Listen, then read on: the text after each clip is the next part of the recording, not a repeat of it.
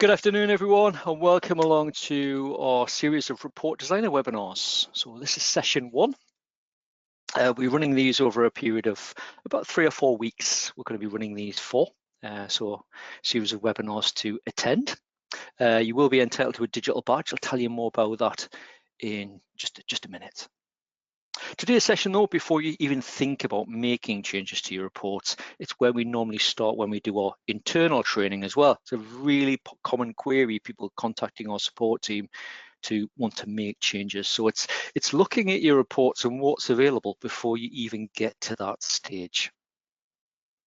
Now, a little bit of housekeeping just before we get started with the webinar today, just in case for anyone that's new to our webinars. As usual, you don't need a microphone for these sessions. If you've got one, you will be muted automatically.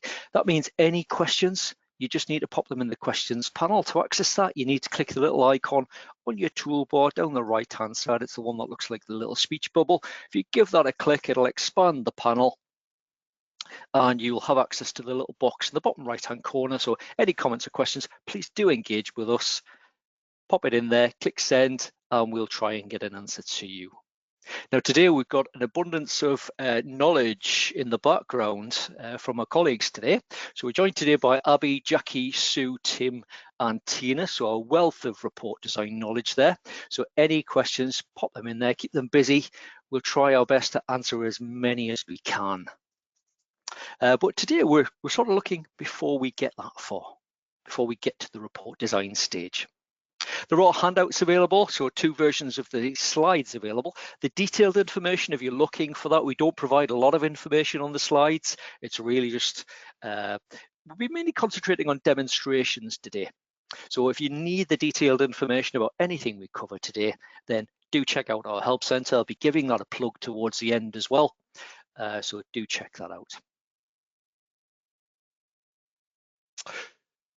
Right, now just coming back to the Report Designer webinar. So we're running a series of 6 different topics. So we're running 2 of each of them, just in case you've signed up for one and you don't get a chance to attend that.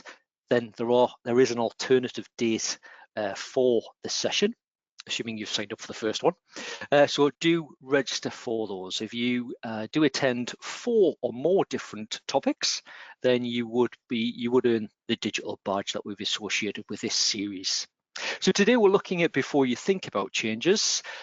Tomorrow we're going to be looking at how you go about personalizing your invoices and other layouts. So using the design tools to add things like your logos, bits of text, titles, data fields. So quite an interesting one if you've never really dabbled with the Report Designer before.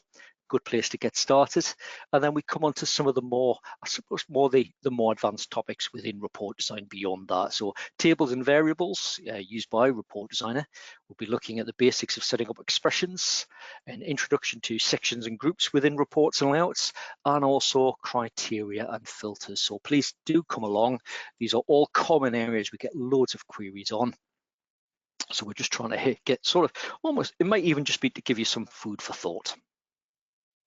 So plenty of opportunities to attend these sessions over the coming weeks.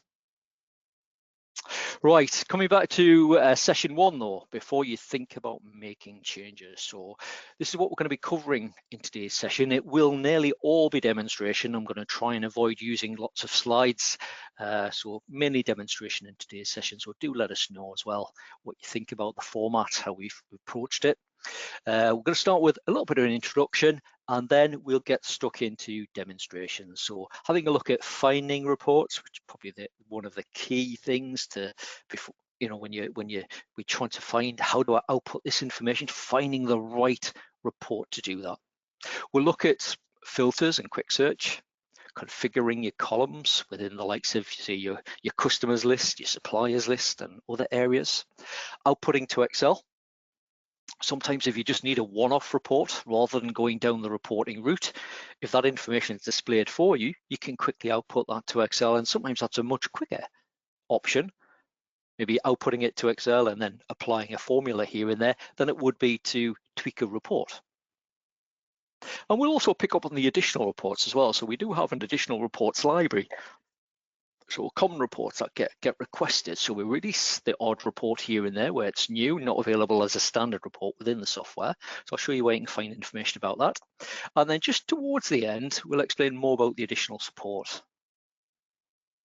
And then we'll open up to questions. But do engage with us. Keep your questions coming as we go through the session. We'll try our best to answer as many of those as we can. I can see that some of them are already coming through. Brilliant. So let's start with a little bit of introduction to, I suppose, setting the scene a little bit for what we're covering over the coming weeks. So there are over 900 reports available in Sage 50 accounts. Now that will depend on the version of software you're on, and our recent version 30, which we're just in the process of rolling out, we've actually removed some of the reports, some of them that don't get used very much. So we've actually removed them from the software, so actually reducing them rather than increasing. So it will depend on the version you're on, the variant, and by variant, I'm talking about, are you on the essentials level, the standard level of Sage 50 accounts, or the professional level? The higher up the range you go, the more reports you have available to you, but also things like the options you've enabled. So it might depend on your VAT scheme as well. Now, with so many reports being available, it's, as you probably imagine, and you may have been in this position yourself, you thought, well, where do I go with that one? Which report do I need? So you can't find the required report. And it's very easy at that point, and it's a very common query, just to jump straight onto the telephone, contact the support team and think, right, well, I can't find a report for this, so I want to design a new one. I need a new layout, or I need to amend a report. So we're going to look at the options in today's session. So the Which Report article, one of our more popular articles within our Help Centre, helping you to get at the correct report for whatever it is you're after. Also, we're going to touch on version 30 a little bit today. So as I mentioned, 30.1, our latest update, just in the process of being rolled out. There are webinars available on that if you want to see that one in action. But watch out for emails and things like that telling you it's available to download. And in version 30, we've introduced what we term the Sage AI-powered report finder. So bringing in the Which Report information directly into the software to help you do that without having to go into a help center. You can just type in your software, and we'll see a demo of that today. So helping you to find the information that you're after. But we'll also be looking at alternatives as well. So filtering your lists before you even run the reports. Maybe quick search to find the information you're after. But also enabling or removing columns from your lists, just so that if you do then send it to Excel, you've got the information you're after. And then sending it itself to Excel. As I mentioned, sometimes that's an easier option. Just to quickly, if you've got the information on your screen, send it to Excel, and you can do whatever you want with it at that point. So that was just to set the scene a little bit. So let's get stuck into some demonstrations. I'll share my screen and we'll get going.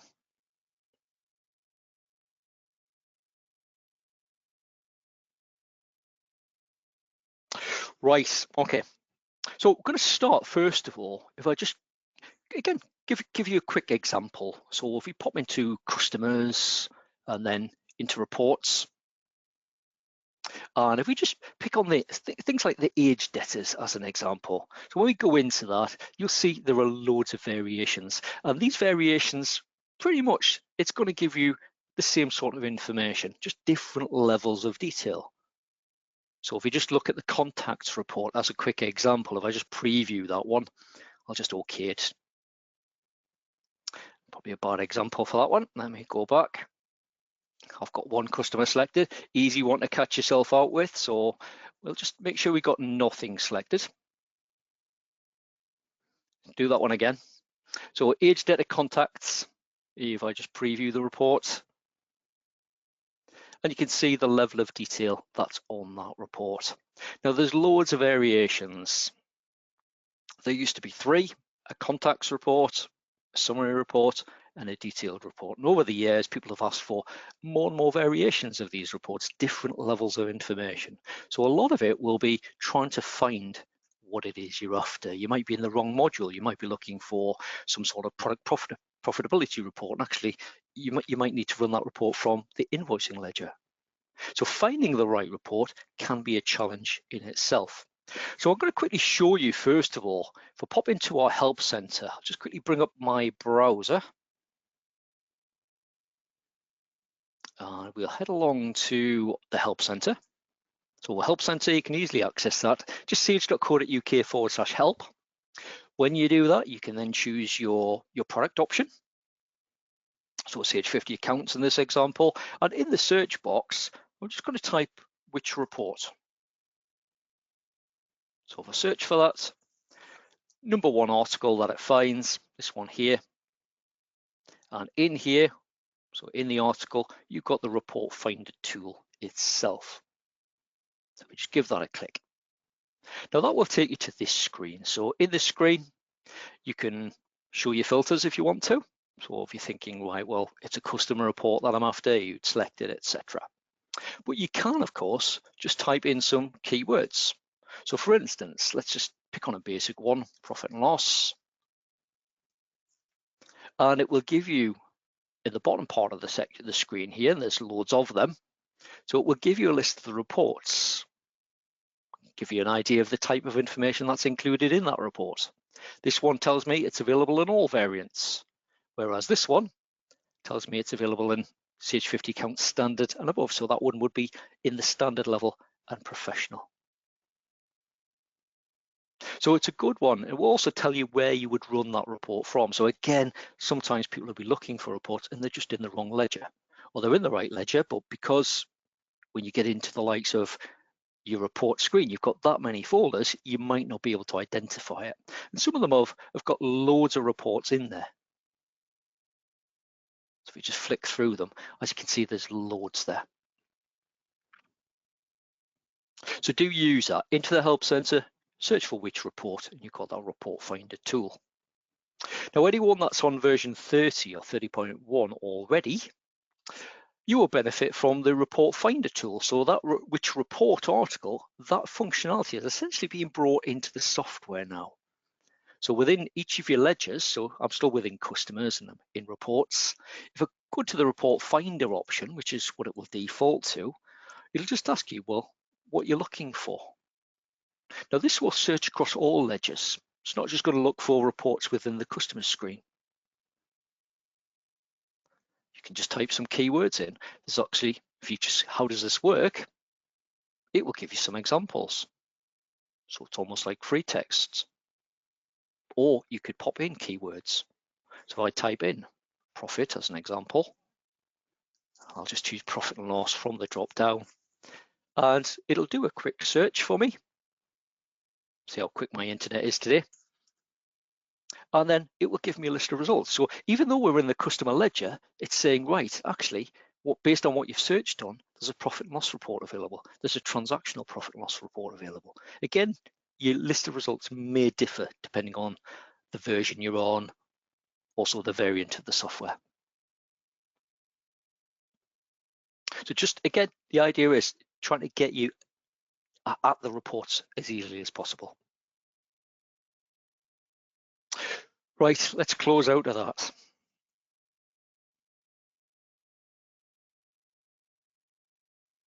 Now, if we just pop back to age debtors reports, and there was a common question there came through.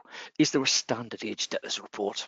There's not. It's all to do with what level of detail you require. But if you do find the one that you're after, what you can do is flag it as a favorite. So within each of your reporting ledgers, you will have a favorites folder. So if I think, right, well, this is the one for me, this is the one I always use, I can just flag it as a favorite.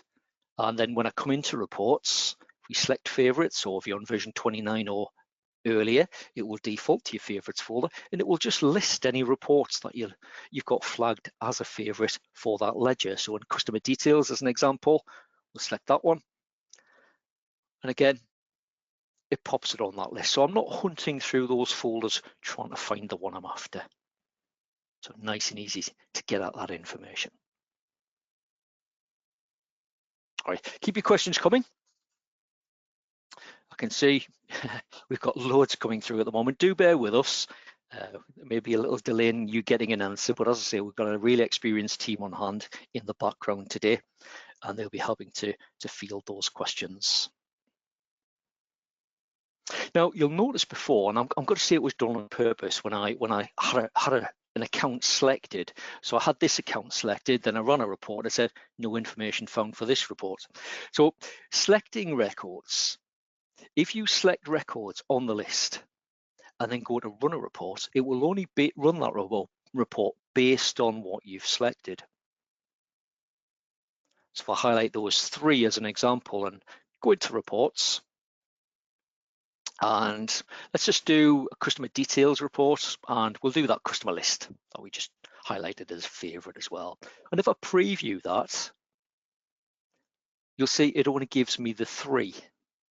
So it's based on, it'll run the report, and then when you run the report, any criteria you specified will be applied on top, but it will only consider which records you've got selected. Now, one thing to note as well, what I've done there is when I'm selecting records, and it's quite a common query, why can't I select more than one record? So if you're finding that when you highlight a record on your list, whether that's in the customers, suppliers, nominal, invoicing list, whichever record you're in, if you're finding when you're sort of clicking through those, the highlights following you, it can be down to the selection style. Now, what I mean by that is currently I've got this, what we term the Sage selection style. So when I click records, so I click that one and that one, it just highlights it. If I click it again, it removes the highlight. We do have the selection style option though. So if you go into tools, options, and then into the environment tab at the top, you have your option for your list selection style. Now, these days by default, it will be set to the Windows selection style. Now, if I just OK that and go back into customers, and you'll see what I was talking about. So if I highlight that first one and then go down and click on this John Smith Studios, you'll see that the highlight follows me around. So you've got the 2 types. And if you're finding that you find it a little bit difficult to select your records, what you can do is just hold down your Control key. And when you're doing that, as you click on them, it'll select them. If you want to do a range, so let's just say we highlight this one first, hold down the Shift key, and then click John Smith Studios, it will highlight them all in between.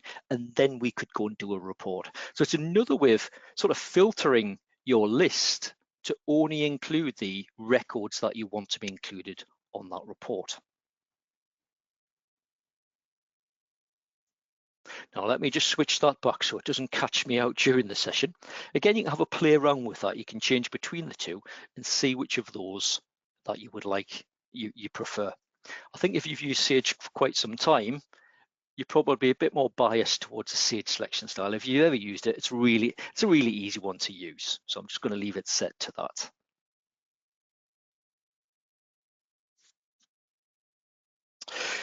Right, now in addition to obviously selecting your records, there may be certain times when you want to filter the information. So it's a common query.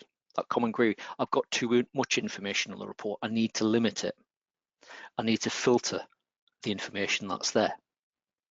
So rather than you saying, right, well, actually for my reports, I don't want to include anyone with a 0 balance, for instance. So there's a few of them on the list here if I just select them. So maybe I want to deselect those. So rather than you go through the list and sort of select all the ones that do have a balance, what we could do is we can apply filters. Now filters just gives you that bit of extra flexibility when it comes to selecting the reports that you're after. So if I go into filters, an example, and I'll just clear it for the time being, just so it's blank one. And all we need to do, let's say we want to hide the 0 balances. So we'd do where, and I'll choose balance. Now I can either type B, and it would start scrolling through all of the fields that begin with the letter B, or we can click on the drop down and try and find it, and they'll all be in alphabetical order. So I'm going to say where the balance is not equal to, and we'll say 0. So what we're saying is only give me a list of the records that have a balance. Now, some more people will do it is greater than 0. That would mean it would hide the negative balances. If you just want those that don't have a balance at all, then you want to set it is equal to, or is not equal to, I should say, not equal to 0. So I'll click apply, click close, and you'll see those with a 0 balance are now hidden from my list. So I could then go and run my report, and it'll only include the records that are actually listed. If I want to switch that off, just revert back to my full list, little filter icon, give it a click, changes to all records, and you can see the ones with a 0 balance are listed again. Filters, really good option to learn. It's available just about throughout the software. So for your invoice and credits list, for instance, you might just to make it a bit more manageable on a day-to-day basis, you might think, well, actually, I only want to see invoices on that list from 1st of January 2024. Everything else, you can hide it.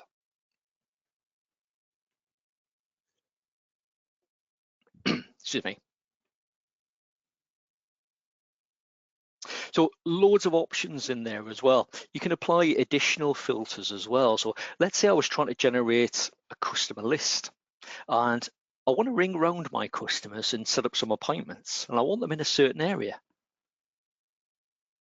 So this is where filters comes into its own. So if I apply a filter, and this time what I'm going to look at in the background is I might base it on telephone number. So I want all the customers where the telephone number begins 0191, or I might base it around the postcode, for instance. So I'll go into filter, and I'll do where. Let's base it on postcode. So we'll do where, and we're looking for, in this case, we'll do registered address. So I'll just scroll down, and obviously for the postcode, you expect it to be in the address line 5, and I'll choose is equal to. And what we can do with the filters is we can include what we term wildcards. Now, we have a specific webinar recording on wildcards and filters in general. So if you want to find out more about it, as I say, it'll take you through and how they work. But just giving you a brief example, if we do the wildcards, we're going to use an asterisk, and let's just say I then type NE, other way, sorry, my mistake. So NE and then an asterisk. So what I'm looking for is any postcode that begins with the letters NE and then any string of characters. So that's what the asterisk stands for. If I click apply, click close, these are the ones I'm left with. So those are the ones that are then ring around trying to set up appointments, etc. So it depends what you're after. Again, if I want to remove that filter, just click on the little filter icon. It's back to all records at the top. It's telling me I've got 30 in total, in my case. So as long as it says all records, I know they're all there.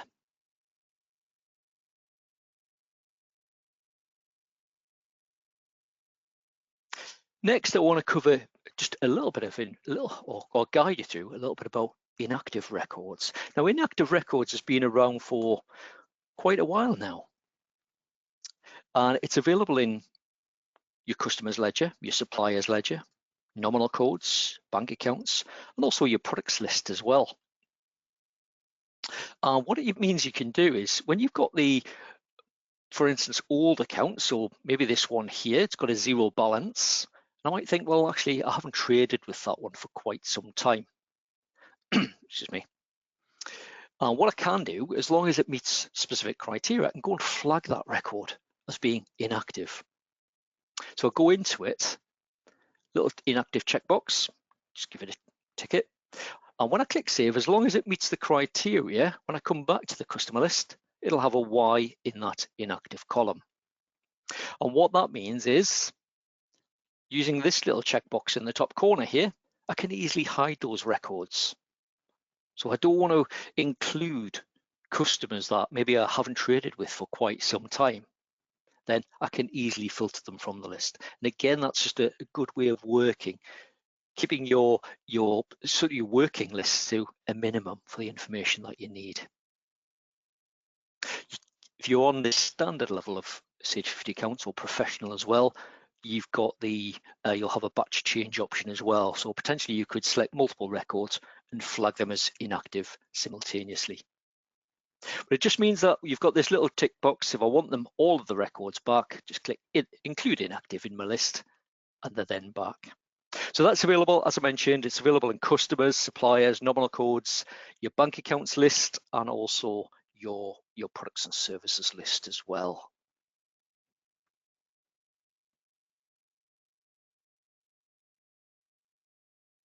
Right, okay, keep your questions coming. I can see we're getting loads of questions. So again, do bear with us. As I say, we've got some real experts on hand today for Sage 50 accounts. So we'll try and get an answer to you as quick as we can. Now, while we're on the subject of selecting records, I want to next cover custom fields. Now, again, there's a webinar dedicated to custom fields as well. If you are interested, that's available from our recordings. The link will be included on the follow-up email, which you'll receive round about an hour after we finish today. Now, custom fields, if we just choose that first customer as an example, and we go into the defaults tab, and you've got these custom fields, and you could use these for whatever you want. Now, custom fields are available in a number of different areas. So you have them in customers, you have them in your products and services, you have them for invoicing these days and order processing. And it's maybe when you're looking at something and you think, well, actually, I'm not sure how I can flag that group of customers in a particular way.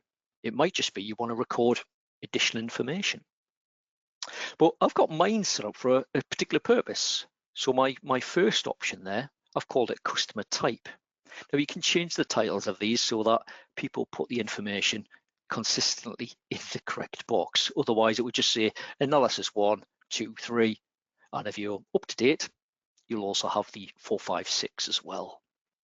You can change those headings just by going into settings, configuration, and you've got the custom fields option at the top here. So it tells me customer record, analysis 1, I've got it called customer type. So that text will appear next to that field within the customer record. As I say, you've got them for things like suppliers, and they're available in other areas as well. So project costing, you've got similar options.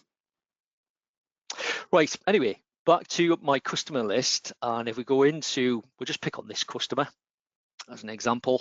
If we go back to defaults, you can see the customer type I've got set is trade.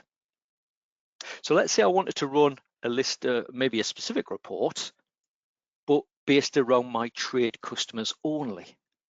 So this one's flagged as trade. So we'll just close out. And again, we can just go back to filter, and we can do where, look for the analysis field.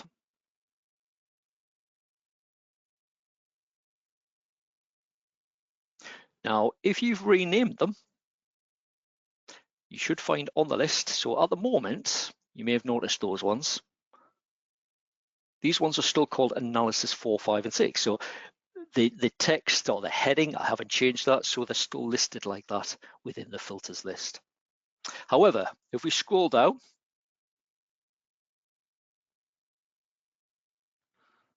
sometimes find you'll scroll past them.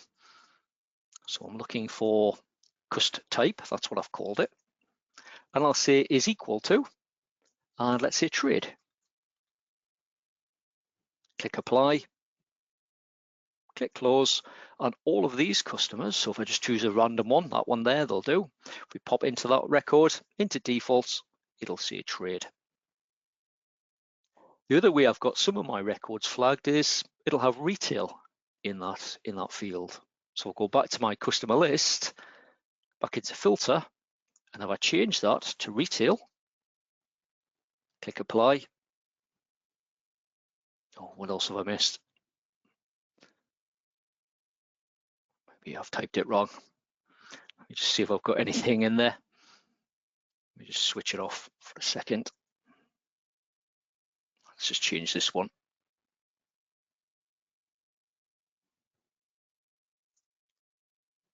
There we go. Save it. And if I just switch that filter back on, so customer type is equal to retail, click apply, you can see it'll filter your list. So that's something to think about as well. If you you found the right report and the right information, but how do you limit the information that gets included on that? How do you go about finding that information? So this is a way that maybe you'll flag them in this way over a period of time. So a really useful option if you want an up-to-date version. So I think it's from version 28 and above, you'll have the extra analysis field, so up to 6 analysis fields for customers and suppliers, so multiple ways of flagging them. It's not just for recording additional information. So when I'm finished with that one, remove the filter and I'm back to my full list again. Now, the other thing I want to mention in relation to your likes of your customer list as well is displaying information. So you may have come across this, and if you've attended any of my webinars before, you'll know I like to mention this one where you can show either options on your toolbar, you can hide them, similar for your taskbar, and you've got the same options for your columns. So what we would term configurable columns. So you can show or hide certain columns. So if, for instance, maybe I don't want to see this inactive column on my list, I can right-click any of the column headings, find it on the list, so there's the inactive column, and I can just switch it off, and it hides it. Maybe this email or print setting, I don't want to see that one, so right-click, find it on the list. You might find you need to scroll down as well to see that. There it is there. Switch it off, it hides it. So there may be information you want to remove, but there also may be information that you want to display. So if I'll right-click, then maybe I'll want to display whether it's a trade or a retail customer, just so I can see very easily. So again, right-click, I'll scroll down so I can try and find that. Your analysis options are listed at the bottom, so maybe I wanted to display that customer type column. There we go.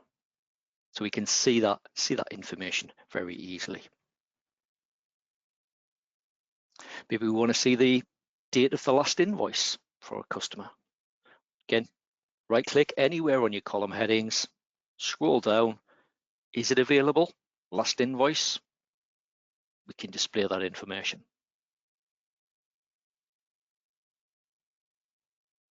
Now from here, we can sort our list as well if we wanted to. So maybe I want to put them in date order. I just click on that list. That's it done. If I want them in descending order, so most recent first, again, just give it a click.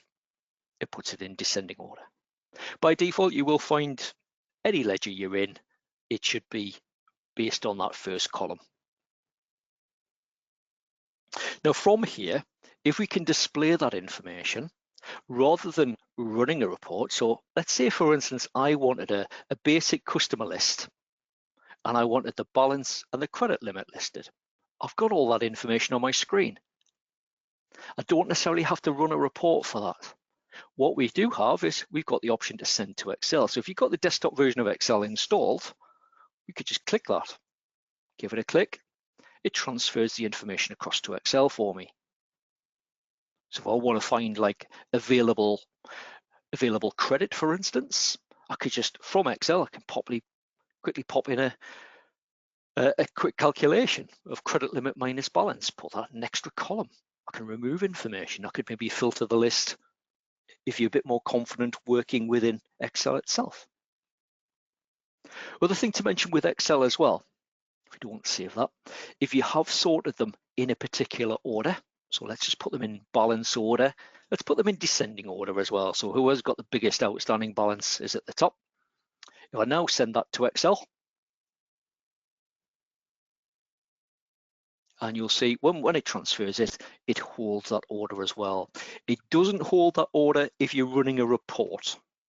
So the report will override whatever order you've got them listed in within your customer list itself. And obviously that goes for the other ledgers as well. Now on the subject of Excel, if we just close out of that one, we've got options when we go to run reports as well. So if we go into reports, and if we just, again, we'll go back to the age debtors report, nice simple one. We just highlight the report, and then we've got a couple of options at the top. In fact, I'll mention the third one as well. So we'll mention export. If you want to, if you wanted just to maybe save your report, save it as an Excel file, you would just click export, and you will have Excel options available to you, as well as things like CSV formats as well. So you've got XLSX format in amongst all the other ones as well. If you want to send the information straight across to Excel, obviously we've already looked at the send to Excel, but that's based on your actual list itself. You've also got these two options here at the top. So if I send report to Excel, I can apply filters at that point. So a date range, etc., customer range. Just OK that. And it will transfer the information and open that within Excel itself. So it looks like the report, same sort of layout, but it just transfers that information into Excel for you. The other option you have is send data to Excel.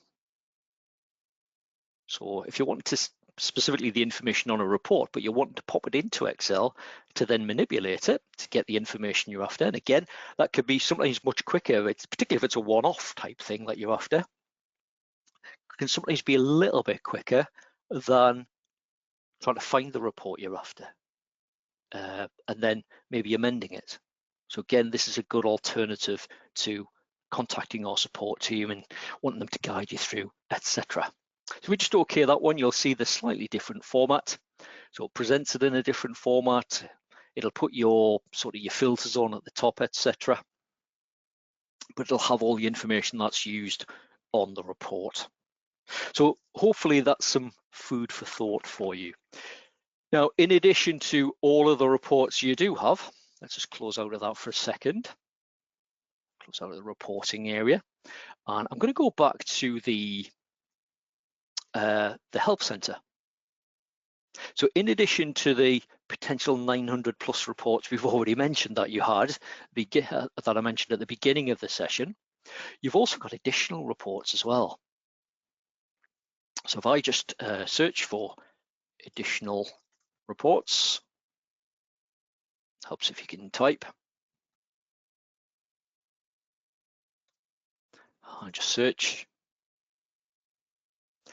We've got things like the standard report library. So every now and again, we do the more common requests that we do get now and again, some of those reports will be published. There's a standard reports library and there's also an advanced reports library as well. Depending on the level of cover, will determine which one you have access to.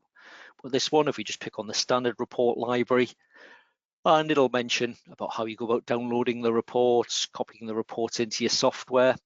And if we scroll a little bit further down, you got information about some of the additional reports that are available. So this one, as an example, again, another version of the age debtors. It's a detailed one this time, but with the extra reference. So things like that are available to download. So do check those out as well. Right, now that does just about bring us to what we wanted to cover. Just to sort of set the scene a little bit for this series of webinars. So things to think about before you even think about going into the report designer to make changes. But that's what we are going to be covering over the coming weeks. Now, again, if you've got any questions, keep them coming. Just pop back to the slides for a moment there. If you weren't quite with us at the beginning of the session, just as a reminder as well, you will get an email in round about an hour's time. It will include a link to our recording. So if anyone did join us late, I saw a few comments in relation to that. Or if anyone wants a bit of a recap and maybe you want to follow it through with your software, then just watch out for that. That will be with you in round about an hour's time. So you can watch a recording. You can also go and register for other webinars as well. We've got loads available. So if you weren't quite with us at the start, if you've got any questions, you just need to click that little speech bubble icon on your toolbar down the right-hand side of your screen. Give it a click. You'll get access to that little box in the bottom right-hand corner. pop your question or your comment in there, click send, and it'll pop up on our screens, and we'll try and excuse me, we'll try and answer that.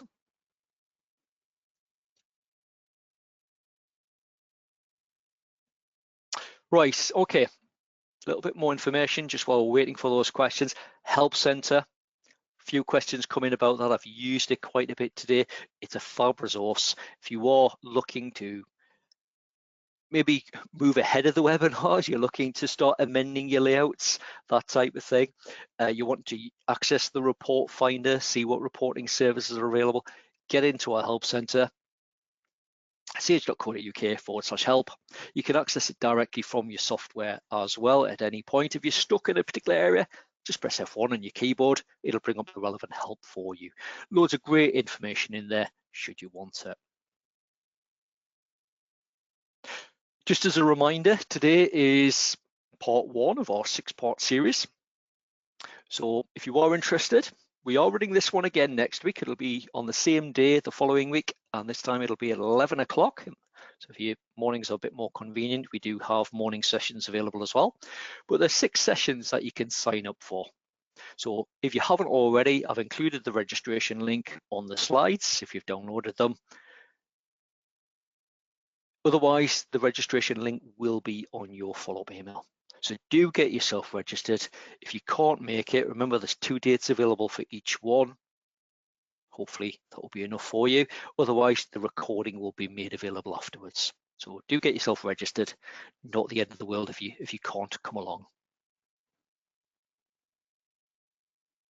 Right, now before we open up to questions, and actually we're just about on top of the questions there at the moment. So let me quickly thank you for coming along. I hope you've enjoyed it.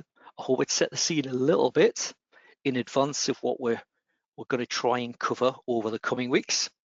There'll be a little survey pop up as you do leave today's session. If you can take a minute just to complete that, would be greatly appreciated. Let us know your thoughts on it being mainly demo, or would you like to see more slides used going forward?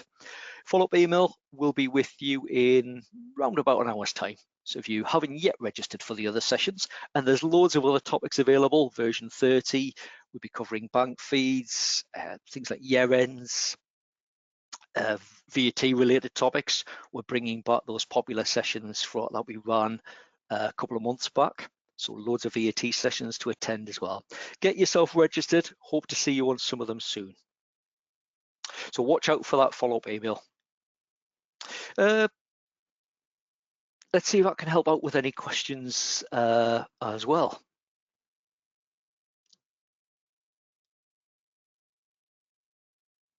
So Kate, you mentioned there you've got a particular issue with your nominal codes list.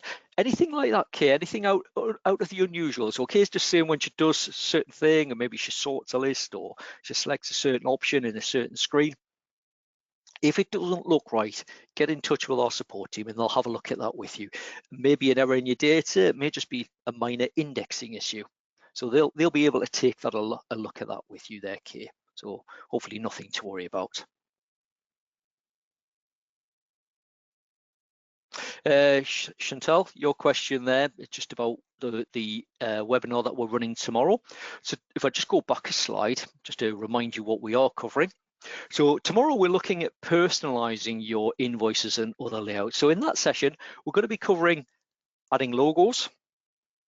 So which is probably where most people start when it comes to the report designer. Look at your invoice and you think, well, I want to spruce that up a bit and personalize it a bit, get our company brand on there. So adding your logo is probably the first point where people start. We'll be looking at adding text, whether that's a heading or a bit of information such as maybe your payment terms, that type of thing. We'll be looking at adding data fields, or pulling information in from customer records or your own company information, getting that onto your invoices, for instance. We'll be looking also at the drawing options as well. So you've got options to draw boxes and draw lines within your layouts and your reports. So again, covering the very basics, so almost like dipping your toe in the water of the report designer. So we'll see what's there. So it's a good session to come and learn the basics of getting into report designer, just to set you off in the right direction.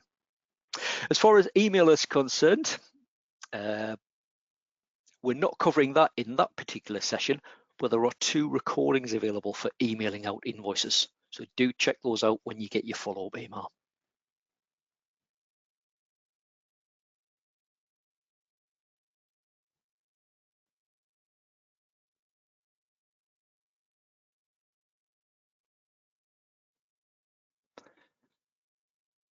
Right, I think we're just about on top of the questions at that point. So I think we're ready to wrap up the webinar just at that point. So we'll do that. So once again, many thanks for coming along. If you can take just a minute to pop in some comments, give us a score, feedback on what you thought of the format of the webinar today, it'd be greatly appreciated. It should take you no longer than a minute to complete that. Should pop up as you leave. And also watch out for your follow-up email, get yourself registered, and we hope to see you on those sessions soon. Many thanks for coming along. Take care, stay safe, and as I say, hopefully we'll see you soon. Many thanks.